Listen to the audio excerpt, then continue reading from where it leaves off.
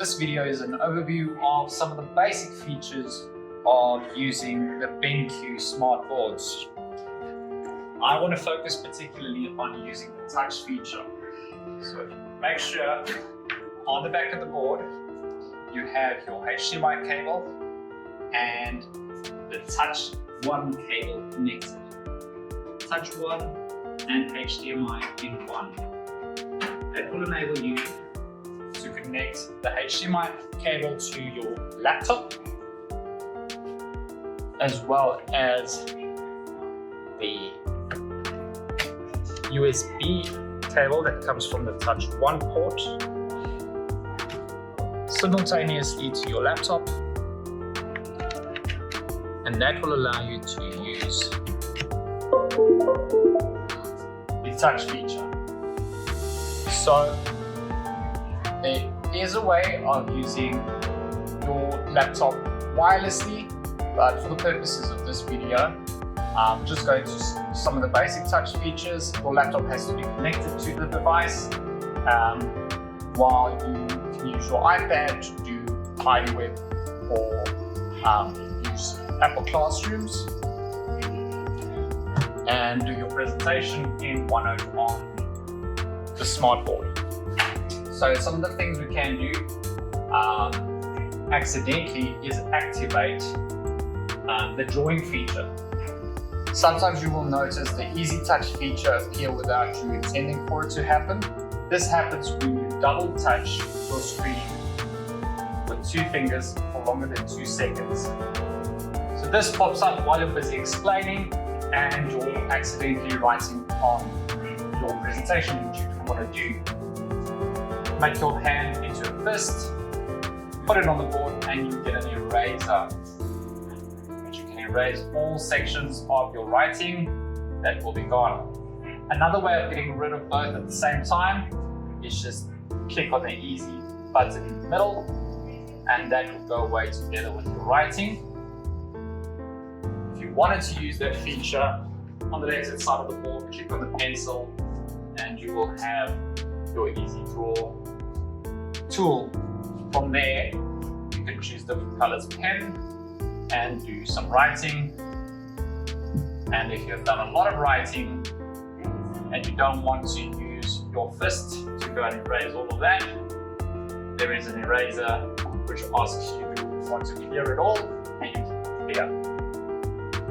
So move this around or get rid of it by just clicking on the easy in the middle. When connected to the touch feature, we can scroll up and down on web pages and in apps. For some, you have the feature where you can zoom in and out. This works now, and this works better in the OneNote app than I accidentally activated the easy feature again. This works better in some apps than others. When using OneNote, I find it particularly useful for zooming in, while on the laptop, it normally zooms in too much or too little for me to have it big enough for students to read from the board if I wanted them to do that. You can highlight text, click and highlight with 1 finger. So with 1 finger we can press on buttons. Also, if I had a scroll bar at the bottom, I can scroll left and right with 1 finger. To click, I would be able to click in this just as I would with any other feature on my laptop itself. You don't need to install any software on your laptop when using this. You just connect the cables and it works with your operating system. If I did not have notifications at the bottom of my screen and I wanted to get into other apps, another thing we can do is just scroll up from the bottom, and that appears. This comes up as one of the BenQ board settings as well, but you will see that at the bottom I can click on some of my other useful features. There are free apps available. This is one that I use that you can get from the Microsoft Store that simulates you moving your mouse. In that way, when you have restrictions on your laptop and it does automatically lock itself. This is an app you can use that simulates you moving your mouse. So if you've got a presentation on the board, but you're working with a bunch of students and your laptop is stagnant for a while, it won't go into sleep mode.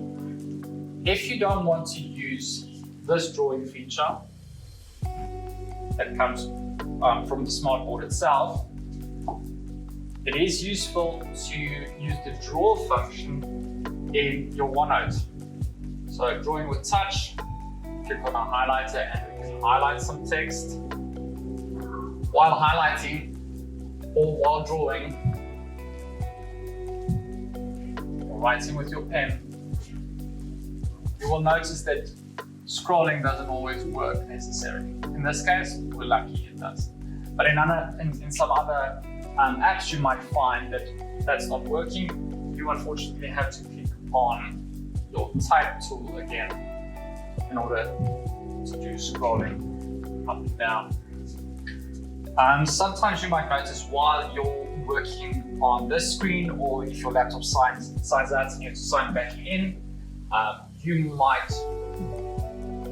be back at this screen. That is just the Android start screen, and to get back into your presentation, all you do is click on the arrow button on the left and the third one from the bottom,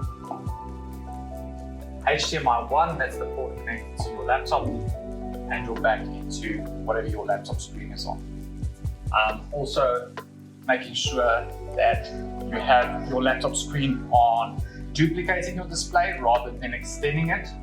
So if you press the Windows and the P button together, you get that screen pop up, and we want to duplicate what's happening on your screen, because if you click on extend, your main screen will have something different on it than the second screen. So just clicking on duplicate, and what you see on your laptop is what you see on there. Some of the features of the remote that I find quite useful, if say the student comes in late and you have to change something on IDWeb, which you're not doing on your iPad for some reason, click on the freeze button, you will see very little happening because I had the wrong remote. The remote controls are paired with the TV, so make sure you use the right remote control for the right TV. If I press the freeze button, the screen goes a little bit more dim, which means I can now go into IDWeb on my laptop without changing anything on the board. Just press the freeze button again, that unfreezes it. If I want to highlight a particular section of the work or a particular word, in the top right corner we have a highlight button, and that way you can highlight certain sections of the text or emphasize a particular part of your lesson. Another useful feature, if you have all the answers on the board for an activity, you could press the blank button. That blanks out the screen so all the students are paying attention to what you want them to be paying attention to. To bring it back, just press the blank button again. When playing a video or audio, on the left of the remote there are volume up and down buttons. So if the video is particularly soft from your laptop, then you can enhance the volume a little bit more with the volume buttons on the remote. As I said earlier, this is a very basic introductory lesson for those who know very little about the smartboards. I'm going to talk about the pens a bit.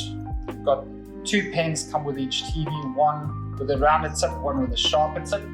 And in general, I have not found a significant difference between the two. If I click on a highlighter, for example, then what I do with the one is very similar to what happens with the other. It doesn't matter whether I use the thick or the thin tip. I would say if you tend to be quite hard on the board, I would go for the rounded tip. And if you're going to do some more precision work without being too rough on the board, then maybe go for the thinner tip. If you go into settings, you can get rid of the pairing code so it doesn't appear on your screen while presenting. Otherwise, if it's in your way, you can just move it from left to right as you are doing your presentations. Now for some useful additional features, I press on the arrow button on the left again, and I press on the second page. The second button gives you all your apps that are open currently. Press on that again. Top one is just your home page. This is useful if we were to have our own account, and then you could connect to any board and use your same settings from one room to the other using your sign-in, which we aren't doing at the moment. But you can also get into some of the other features at the bottom here. I want to talk about the easy button over there, or you can get to it over here again as well. So when clicking on the pen, let's look at the first option. Select the color and draw or write on the board.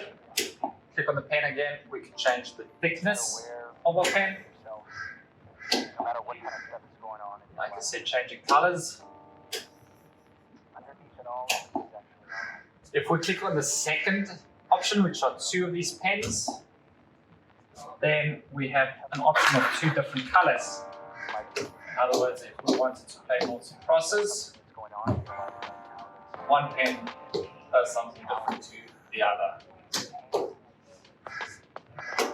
in terms of color. The last option is a more artistic style pen.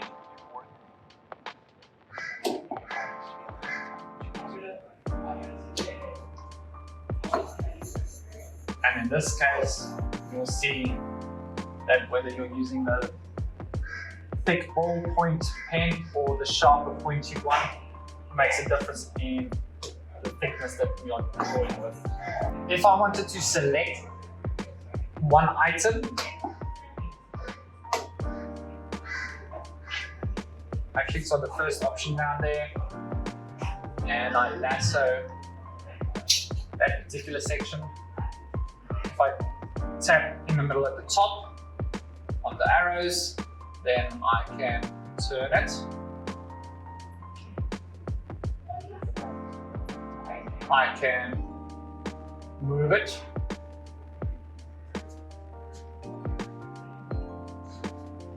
I can use the magic tool, which in this case probably won't do too much.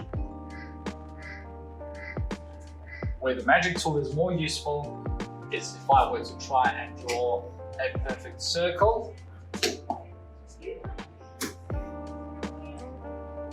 I would use the lasso, select that, press on magic, and it would improve my circle.